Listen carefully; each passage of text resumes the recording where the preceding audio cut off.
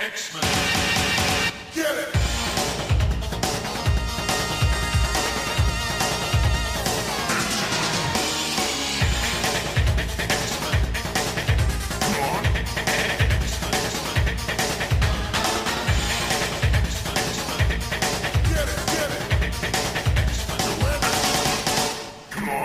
Hey everybody, and welcome to another exciting episode of Battle of the Atom, your weekly X-Men podcast where we rank every story from Z to A. I'm Zach. And I'm Adam. And Zach, how you doing? I'm feeling a little inverted, like the axis of my reality has been flipped over its side. It may have to do with the new digs. I am doing the first recording that I have done from my new home office, in my new house, in my new state. I no longer live in Ohio. I legally live in Indiana. That's awesome, man. Congratulations. I'm so happy for you. But yeah, it does seem like we've kind of flipped and flopped because this week we are talking about Rick Remender's Axis. Oh, excuse me. Avengers and X-Men Axis. We can't leave that off of here. So, I guess, who do we have to blame for this? We have to blame the 127th Legion. I don't know who or what that is, but someone with that username did go over to patreon.com/comicsxf, threw a couple of dollars in our coffers and said, y'all, I would like it if you talked about Axis. And I think like is a strong word here, because what we're going to experience, folks, is one of the most profound disappointments of me being into comics. Because I bought all 9 issues of this. And Why? I didn't like it after issue 1, and I kept doing it. Because here's the thing, I decided when I had gotten into like reading monthly, I was like, this new event, Original Sin, that looks good. And I actually enjoyed Original Sin at the time. There were a couple fun things in there, I guess. I don't want to reread it to see No. if it doesn't hang up. I would rather just like cherish the memories of, well, I didn't think it was that bad. Like I can hold on to that belief and Sure. not have to revisit it because it's not an X-Men comic. We don't have to worry about it. Axis came out the week after Original Sin ended, and I said, well, this is an X-Men event. I can't not read that. It turns out everyone who was writing X-Men decided, nah, you probably could not read that. It'll be fine. It did not affect the X titles one bit. You say one bit. It did not affect the X titles that were leading the story and running things. So much that Bendis didn't touch this with a 10-foot pole. He was supposed to. It was solicited that he was going to do the fallout from Axis. Mm-hmm. Yeah, Havoc versus Cyclops, and it never really happened. They just kind of hung out. Yeah, he chose not to when his run ended. When he knew his run was ending, he chose not to deal with this bad plot. Because this plot, it's by Rick Remender. It's coming out of his Uncanny Avengers. There's a lot of artists on here. Adam Kubert does 3 issues. Leinil Francis Yu does 3 issues. Terry Dodson does 2. Jim Chung does 1. Almost all of the issues are oversized. Ooh, unfortunately, this did take a while to read. It's 9 issues. Yeah. And Adam, how much story, if you break this down, how much story do you think is in here? And is it 9 issues? Well, you know what? It's really funny. You remember back when we did the Cool on Goth arc a couple episodes back, you did a Twitter poll about, is this good story or not? And I did my own Twitter poll leading into this episode just to see what people thought in terms of how long this story actually takes. And I found almost a 50-50 split between people who thought this story took place over a couple of days and of people who thought it took place over the couple of weeks. And yet there was still a percentage of people that thought it took place over a couple of months. I frankly couldn't tell you how long this is actually taking for the characters involved, sliding timeline aside, because we have 3 separate arcs here, and it's just like, this could be happening over the course of a year. I don't know. There's so much and so little happening at the same time. So, yeah. We've talked about Rick Remender on this show briefly. I think we've only talked about Rick Remender stuff that we've liked, which is wild, because Uncanny X-Force, I did, at the beginning of the pandemic, I did a Remender reread. I read Uncanny X-Force, which holds up more or less and is good. Mm-hmm. I read Uncanny Avengers, which is not, and holds up worse than you'd think. Ugh. Even the parts we ranked decent on this show, not as good. Then I read Axis, and I wanted to strangle myself at that point. I had to read Axis in the last 24 hours. Like, I was, because of moving, I was behind. And this made a rough 24 hours for me. Somehow, a lot even rougher. You'll notice, folks, we haven't even talked about really what this story is. At the beginning of Uncanny Avengers, there is the reveal that the Red Skull has gotten a hold of Professor X's brain. And okay, can we stop right at that point? Yes. Let's just stop right there. Yep. Adam? Hi. When the body dies... Yeah. How long do you think the brain works after that? Because I want to say it's 0 I was going to seconds. say none, because I think, normally brain death is like, that's it. You're done. That's the one? Yeah. No electrical activity. You're Kaputnik. Yeah, so Red Skull's plan is weirdly gross and dumb. And doesn't even make... It makes... Yeah, like Silver Age comic book sense, but not 2014 comic book sense. It's also, if you go back to the original Uncanny Avengers run, it's terrible. It's a very dumb story, and yet it needs to be brought back here. We're going to get into the Magneto angle that sort of kicks this whole thing off, but the idea behind Axis is that...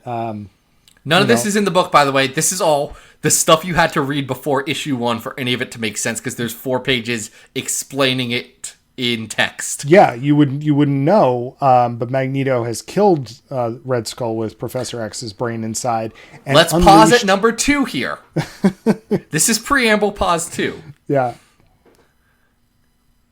The Red Skull, yes, at the time, had taken over the ruins of Genosha and made it a mutant concentration camp. Right. Magneto, very famously, is an Auschwitz survivor. Yes. Magneto does, before this story, use all of his rage to murder the Red Skull, a Nazi who is actively running a concentration camp.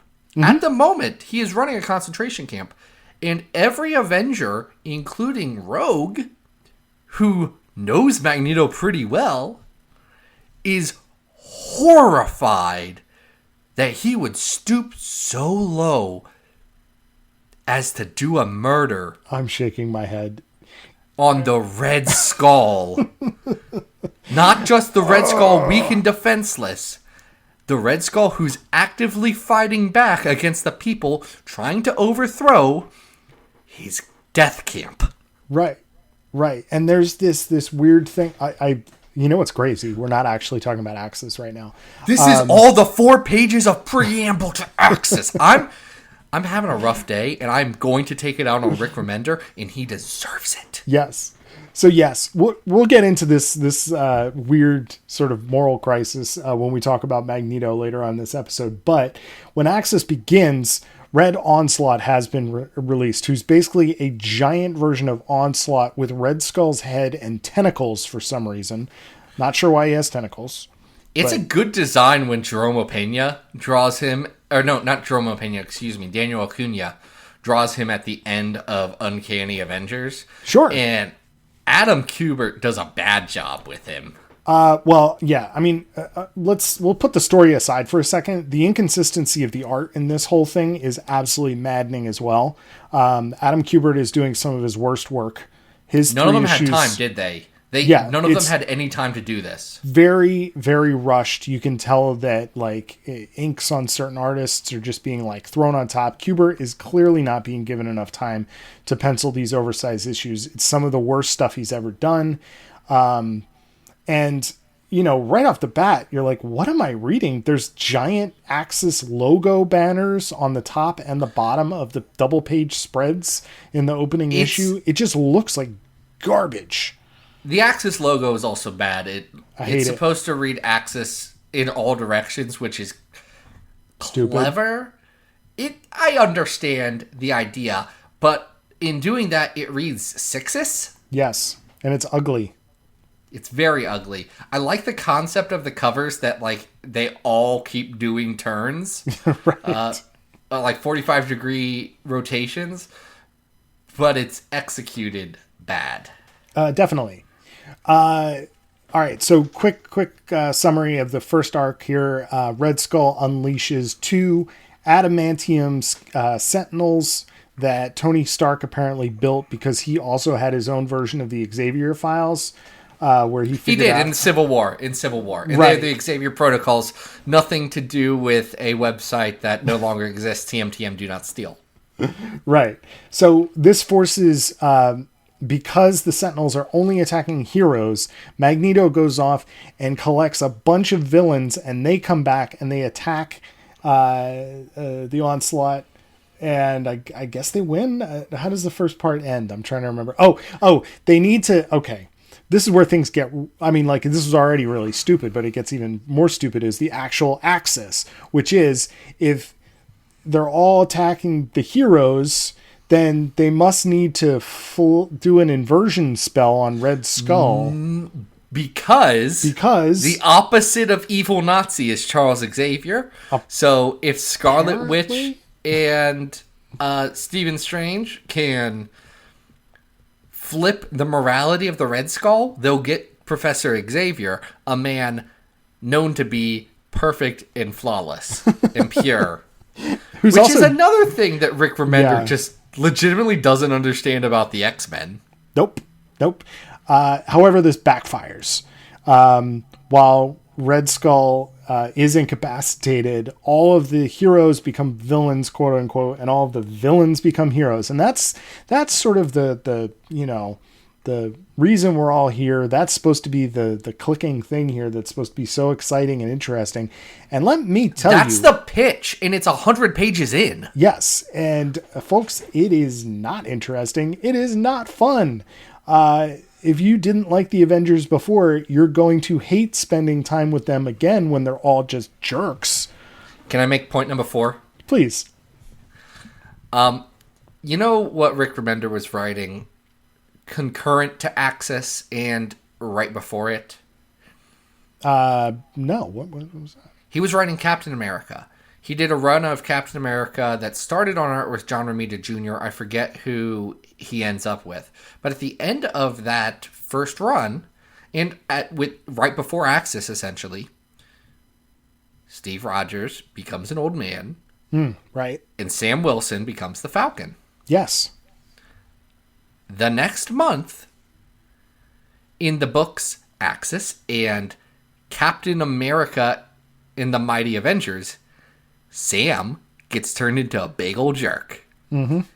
Immediately, his first act as Captain America is to be the worst person. Yeah, and it's not fun. The X-Men are also all jerks. Evan Sabanur has been turned into full-fledged Apocalypse, and the X-Men have For pledged- reasons that are not actually clear, Ooh. how his body mutated into full-grown, I'm shaking my head. Makes no Apocalypse. sense. But the X-Men are all like, yeah, survival. They basically have become the Dark Riders. We also get some really also completely dumb things like when Hulk, you won't like Hulk when he's sad. That's when the Hulk's Hulk comes out. That's the Claw. The Claw. It's the dumbest because he also does not act any way different than Hulk. He acts different than Jerry Duggan's Doc Green Hulk. Right. From Jerry Duggan's very well remembered Hulk run that was happening at this time. You remember that Jerry Duggan did a Hulk run, didn't you, Adam? I don't. Yeah. That was at this time. Actually, I remember that run being fine. Better than the Mark Waid run before it. Claw's here. He's bad. Tony Stark wears an iPod and starts drinking again and gives everyone in LA extremis to make them hot. I guess. Makes them hot through an app. Sure. And the villains decide that they have to save the day.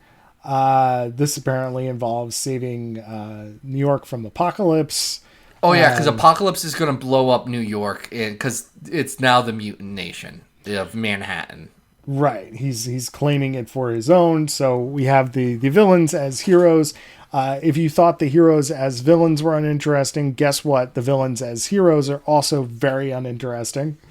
Incredibly uninteresting. There's the most compelling character in this is Carnage, who is still a redneck and definitely not like great. It's just weird to see mass murderer Carnage done this way. The best one is Hobgoblin, who gets his own series. He wasn't even supposed to be in this event. If you look on the cover to issue 5, there's a Hobgoblin that Jim Chung drew on the cover, but it's not Hobgoblin. That's 100% a recolored Green Goblin. We have the original art. They did nothing to change it. They didn't even draw a hood on him.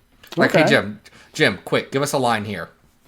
No, it's dumb and it's bad. This book feels the need to tie in to every tie-in, kind of.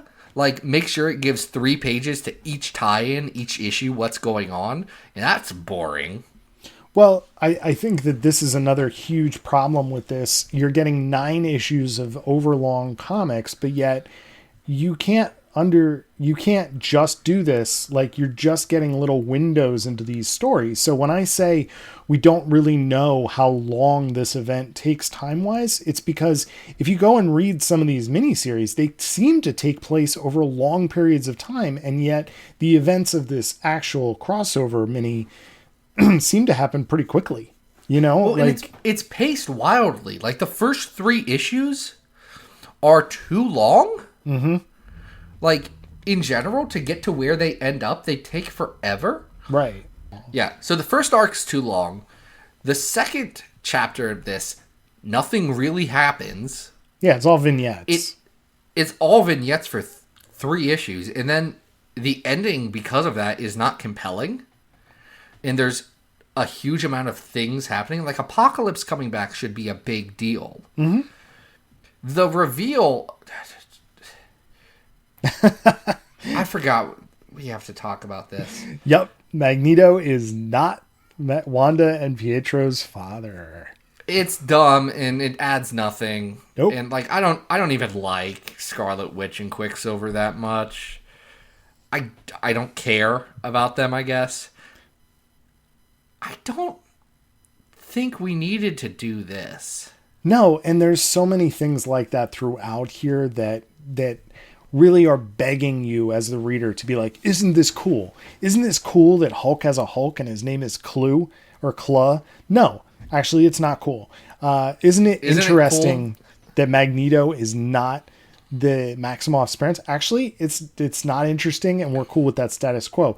Oh, isn't it cool that Loki is worthy and able to pull Mjolnir off the ground, off the moon, and beat up Thor? Is it? Like, we really didn't get any story that led up to any of these moments. So why are they interesting? It's not interesting. It's not interesting is the thing. None of this is good or interesting. You get weird stuff like Havoc is still dealing with the fallout from Uncanny Avengers and doing it in very unhealthy ways. You all remember Havoc's kid that disappeared Right. Into the time stream with King the Conqueror, Katie? Yeah. She's still out there. I'm sure it will come up someday. I don't know if that'll ever come back, but it's handled almost flippantly here, and Havoc is just page by page. This is the other thing that just drives me nuts about this quote unquote like inversion thing. I can't really tell. You know what I mean? Like the quote unquote bad heroes are really not like super villains, and No, they just have dialogue like selfish jerks. yeah, that's about it. They're just mean. And then the heroic villains are just kind of like, okay, well, they're anti-heroes now. You know what I mean? They're not really heroes. So we're at this weird middling point, and then the story just becomes so convoluted. It's not interesting to read. So I was very glad to be done with it. And considering we've been talking about it for about 20 minutes, we should probably rank it on our big old list. What do you think? We should, because we do have a big old list of comics, including some Rick Remender comics. Not the Rick Remender comics I've disliked, which is... I was telling you this before we jumped in. I think that axis is weird because it's like... I dislike it in different ways than I dislike a lot of Rick Remender comics. Why is everyone so quippy in this? It's so out of character for his writing. He's not funny in this. Like, he writes all of these characters like they're his Deadpool in Uncanny X-Force, but the problem is his Deadpool in Uncanny X-Force worked because he was telling bad jokes to people who weren't laughing and that they weren't supposed to be funny. Right. And that's why it worked. Where here, he's playing it straight. He thinks he's funny. He thinks it's funny. It's not. The jokes don't land. This is a bad event, and it's very telling that neither the primary X-Men nor the primary Avengers books cared about this at all. That's true.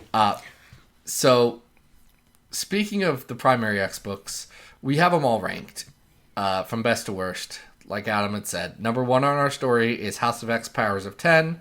Number 100 on our story is Excalibur Mojo Mayhem.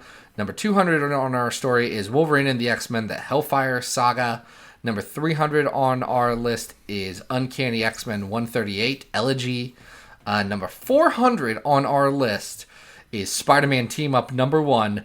Number 500 on our list, we thought we didn't have to talk about it again, but we found a way. It's Phantom X Max. 501 is the Draco. So it's better than Phantom X Max. All right, well that'll shift before the next episode. All right, down at 403 we have IVX. Better or worse than IVX? Oh, it's worse than IVX. I agree. So this is down in our bottom 400. Here's the thing that IVX has going for it. Art's pretty good in IVX the entire time. Sure. The Neil Francis Yu looks a heck of a lot better on IVX than he does here. Listen, Yu is doing a fine job here, but you can still tell it's rushed. Yu's probably... Well, Jim Chung, who only draws like half of one issue, probably looks the best. Yeah. But Yu, of the rest of them, has a good showing. Even the Dodsons look rough in this.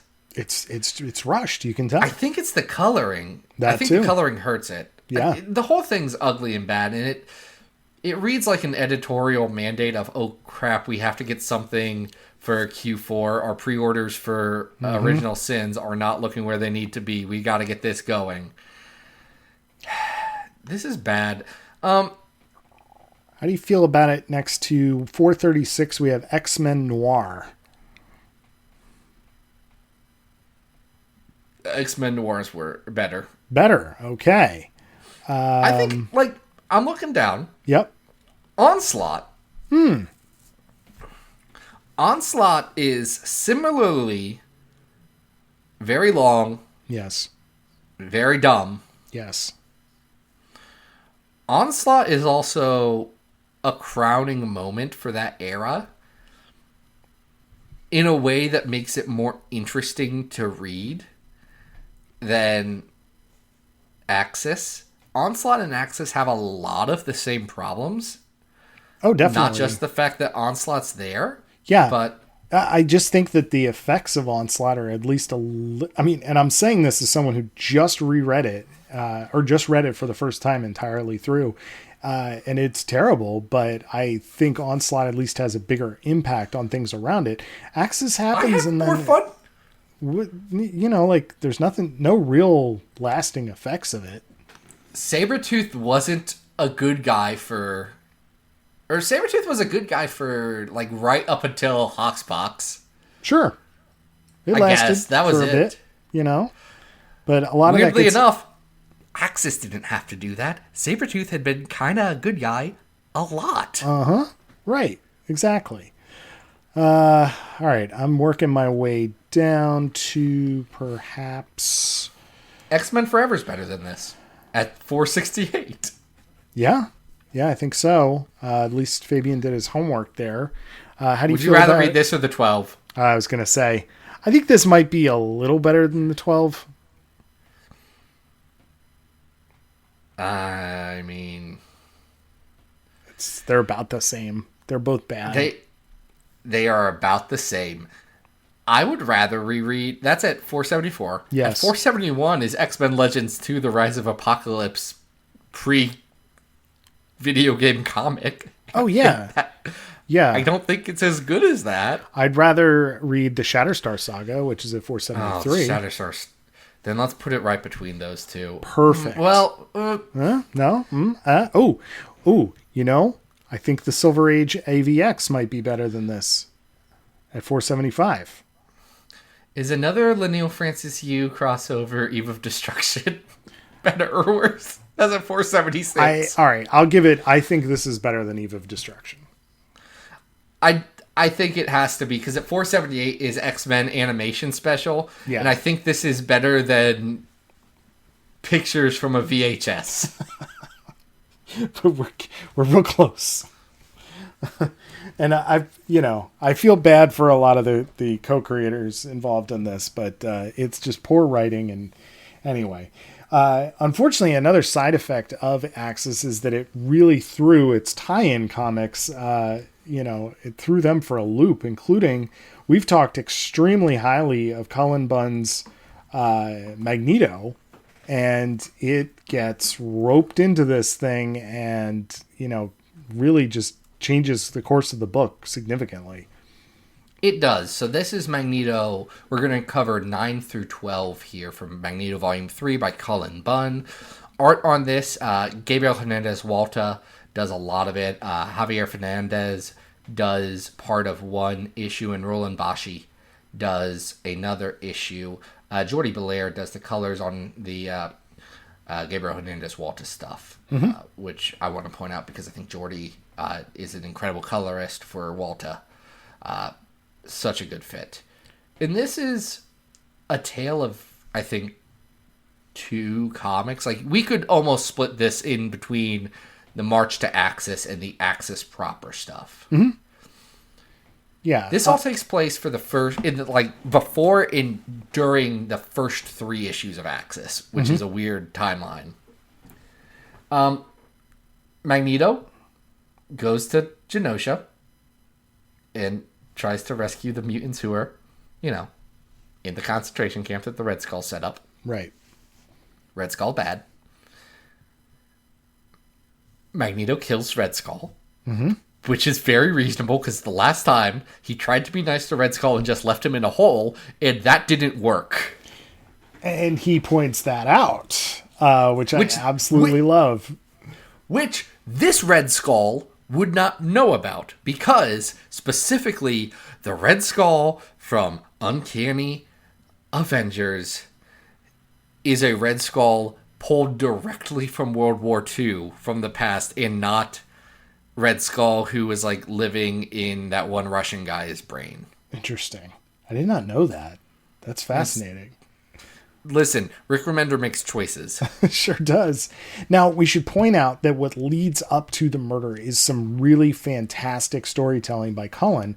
As Magneto enters this Genoshan concentration camp, he is having vivid flashbacks of his own experiences at Auschwitz and what he was and wasn't able to do as he was just starting to be able to use his powers in terms of helping other people. And the first issue 9, is very effective in that way. He is captured by the. We've talked about how stupid Axis is, but or how bad the initial arc of Uncanny Avengers is. We have not mentioned the S-Men yet, who I absolutely despise as henchmen villains. Okay? I have. Oh, you have a soft spot for the S-Men? No, hold on, no. I think most of the S-Men are bad. Mm-hmm. I think the fact that there is a character named Goat Face Girl is pretty good. I think Mies, who is a giant turtle man, is pretty good. And I think Honest John, the living propaganda, is a Jack Kirby character. And everyone else is bad. I don't know. They're sort of like the Uncanny X-Force Apocalypse Horseman Volume 2 that just like are not as good. They're like what was on the floor. Yeah, I mean, like, they're not... Wait, hold on. Do you also think the Horsemen from Uncanny X-Force aren't good? Because they're one of them great. Is War. They're the great. Very big... The Minotaur? No. Those are great. These are not great. These are the rejects. These are the ones that went towards the garbage can. Anyway, that's 100% correct. So anyway, Magneto loses in a fight to them because he's still like dealing with being depowered after. That's the conceit of this run is Magneto does not have his Omega level powers. He has I can throw some nails around pretty good powers. Right. So, which is scarier, to be honest. Yeah, and it's used very effectively throughout the run. When he is captured, he is psychologically tortured by the Giant Turtle Man and Red Skull into thinking he's being tortured by the Nazi that was his guard, his tormentor, whatever. His name's Hitzig. And actually, one thing I like that Bunn does here is that he pulls from one of my favorite one-off stories from Uncanny X-Force. Yeah. And that is the story where Magneto goes to Wolverine and says, I know what you're doing, and I won't tell anybody, but I need you to do this thing for me. Mm-hmm. And I need you to go kill this man. I'm not going to tell you why. I need you to do this because I cannot. Mm-hmm. And Bunn pulls from that very effective story and uses that to color kind of the rest of his run, or at least the next arc. Yeah. And with in Hitzig. Issue 10, we similarly get flashbacks to a variety of different parts of Magneto's past, including the classic X-Men backup story where Magneto's... child dies in a house fire. And honestly, Javier Fernandez does an incredible job on art on this one as well. Yeah, it's really cool how they blend the two art styles here. There's a little bit of a flashback to the Savage Land arc with Rogue from the Jim Lee era, and it's very effective in breaking Magneto down until the Uncanny Avengers show up to really just give him a hard time for throwing a pile of bricks onto Red Skull's head, which we've already noted is completely reasonable. Even at the time, like, I was not as... I was probably more likely to believe in 2014 that maybe we don't need to punch everyone we disagree with. Even then, I was like, no one should be giving Magneto a hard time for killing a Nazi. Right. This seems like his thing. Yes. We had already had the best part of X-Men First Class, which was Magneto Nazi Hunter. Mm-hmm. We had already had that. Like, who was going to be upset about Magneto Nazi Hunter right now? Not I. Yeah. And in 2021, it's worse. It's worse to see all these people mad that Magneto, again, wants to kill a Nazi who is actively perpetrating genocide. Yeah. Issue 11 has the selfless task of just being the story that explains how Magneto got all those villains. And it really looks like it takes a while. Like in Axis, it looks like it takes about an hour. And they mentioned that it essentially takes a night. That does not look like Axis. it takes a night. It is. Oh, you're talking about because Magneto literally goes everywhere across the world having fun little interactions with a bunch of supervillains? Which is what it would take. You can't just like be like, bat signal, here, come on, villains. He also takes time to like he go could back if he to called his... any of his friends, which Magneto has. He's organized several teams before. Yes, that is true. And then issue 12, I think Roland Boschi takes over on artwork, and it's this whole thing about, is Charles still in there? We're getting a flashback to, their time together when they were both discovering their, whether each other was a mutant or what was going on. And it's just not, I just feel bad that Cullen had this good thing going and had to get sucked into this event. He's doing a really good job of tying it all together, but especially with issue 11, you're like, God, this just feels like filler. He is doing a Yowman's task. Yeah. With this book. And I think Magneto as a series might be the best thing Bunn has ever written. Mm-hmm. It's I think my favorite thing of his that he's written, especially in the superhero realm. Like, everything clicks. The horror stuff he likes, the anti-hero stuff that works for him, the slightly off-kilter stuff. Like, it all really works in this book as a whole. But then the Axis tie-ins,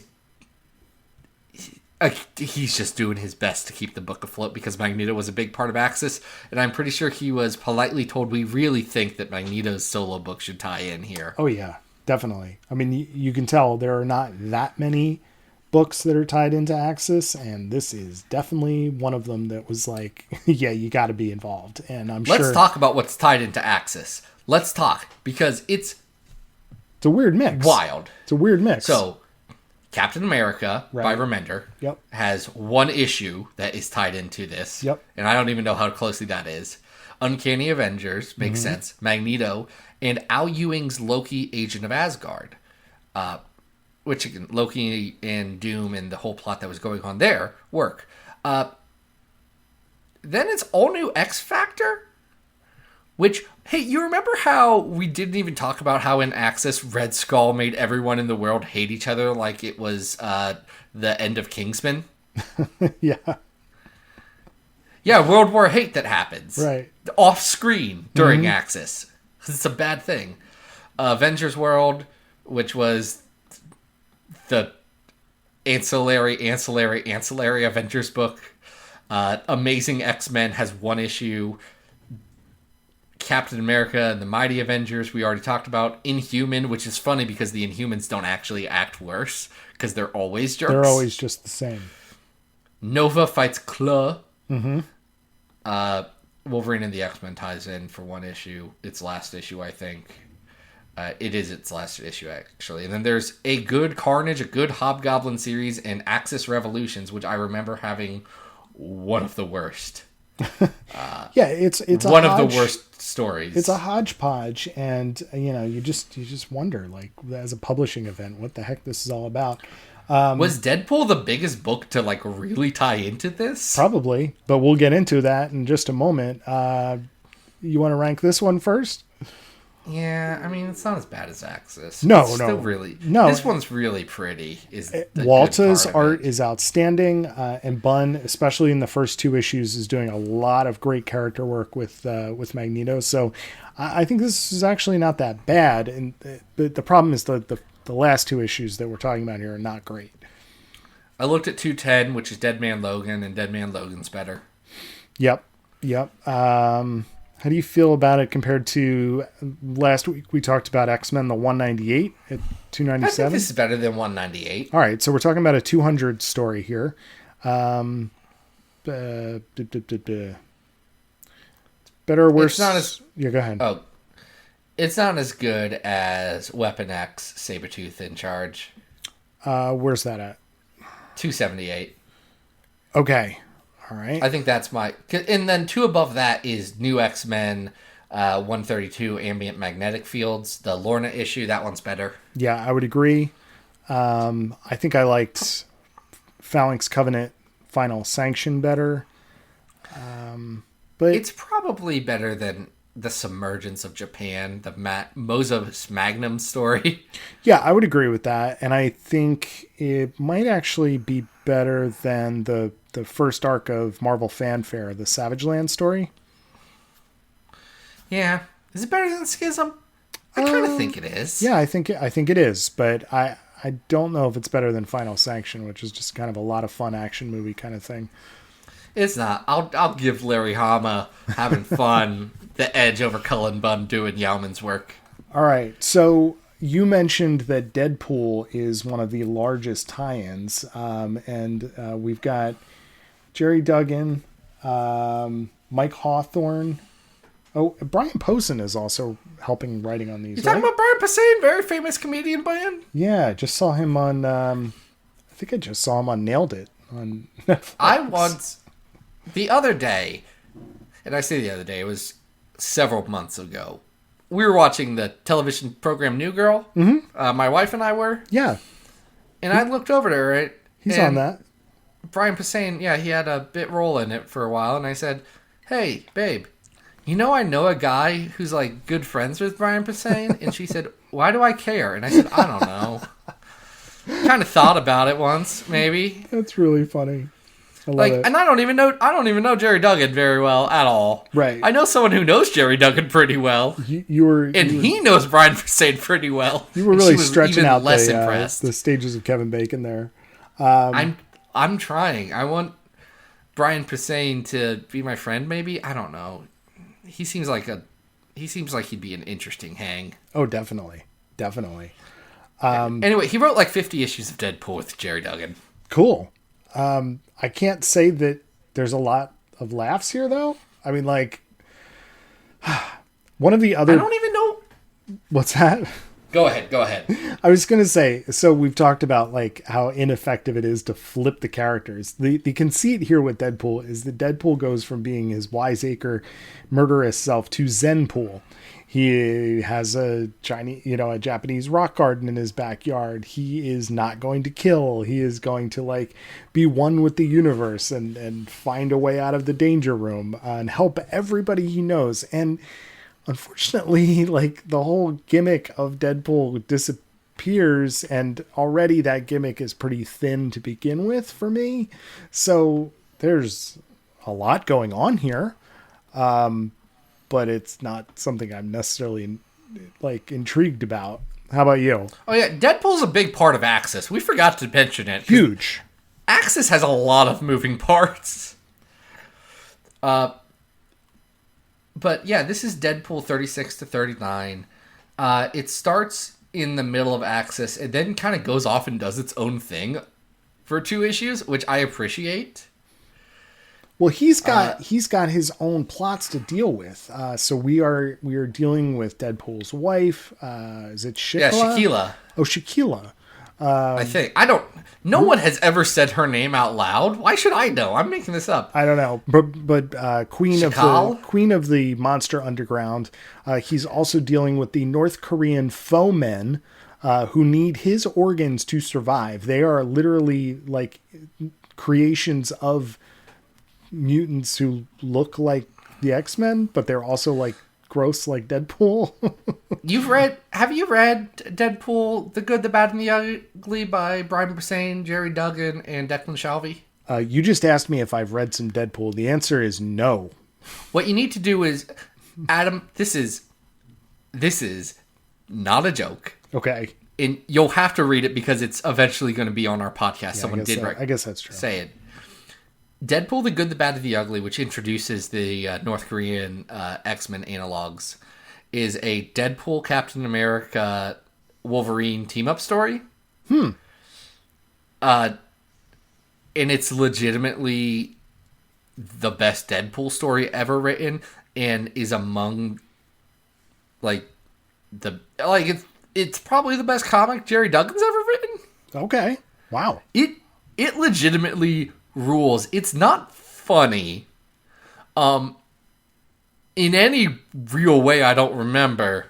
It is a really interesting look at three men whose lives have been absolutely crushed by them being turned into super soldiers, and how the three of them relate when they are faced with a challenge. I'll have to check that out. It's actually good. Yeah, it rules a lot. I mean, you're giving it pretty high praise. And I got to hand it to Jerry. Unlike, Cullen's Magneto, which definitely feels like it gets derailed, I feel like Jerry and Brian have a pretty good handle on how to mix what's going on in their book with what's going on in the crossover. So, it actually merges pretty well. There's a lot of stuff here about Deadpool's, Uncanny X-Force connection to Evan, and how, it gives you all of the context you would need that's not in the actual book about, how Deadpool actually gets through to Apocalypse. I gotta say, out of the three things we're talking about today, it's probably the most cohesive from start to end. It absolutely is. I read this minutes before getting on the call. I finished reading it. I've had a long day, folks. Yes. I'm gonna sound very sad in this recording, I am sure. But it follows up on all of the plots that Jerry and Brian were working through, the good, the bad, and the ugly stuff, the stuff with Deadpool's wife. It really pulls in a lot of it with Deadpool's daughter Ellie. And him having just very recently learned about her existence in Original Sin, which was the arc right before this. And it even sets up the next arc of Deadpool pretty effectively, where he goes and learns about fracking and how fracking is bad. Yes, I think that, I'm not invested in these characters. I'm not invested in what is happening to them. However, I will say that the way it is told, I think, is very, very intelligent, and it does make me at least interested in the story. I am interested to know more about these North Korean foemen, so I probably will go back and maybe read that story that you were just telling me about, because that's interesting. I think Mike Hawthorne is doing a really nice job with the artwork here, especially the section where they get trapped in the malfunctioning danger room is really interesting visually. There's a really cool double page spread where a blindfolded Zenpool is trying to sort of meditate his way out of the room with a wooden sword, and that's pretty cool. I am now realizing, if you've never read Deadpool, the resolution to this arc seems absolutely buck wild and not an ongoing plot thread of Deadpool's memories being a museum where he can't access everything that had been going on for 35 issues before this. Oh, okay. Well, that makes sense. Yeah, it all makes sense in the context of the Deadpool run. Sure. And reading that without that context, we would miss that. Yeah. So I actually, go ahead. I think this works pretty well. I love the covers. There are some Mark Brooks covers, and he's doing some great work. There's one where he's doing a homage to the famous Mutant Massacre cover. Yes. And we also get on the first issue, our pal, David Nakayama.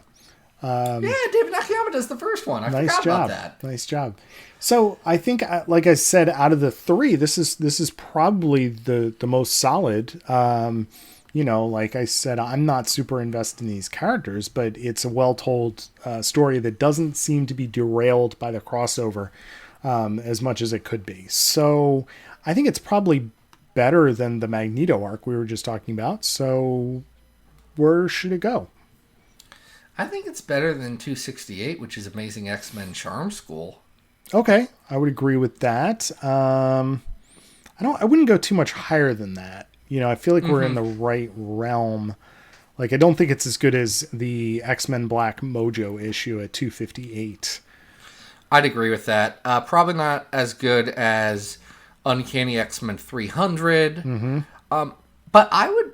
At 262, we have Astonishing X-Men Until Our Hearts Stop, which is a story where I do enjoy the character work in it that Rosenberg does, but I hate the art so much.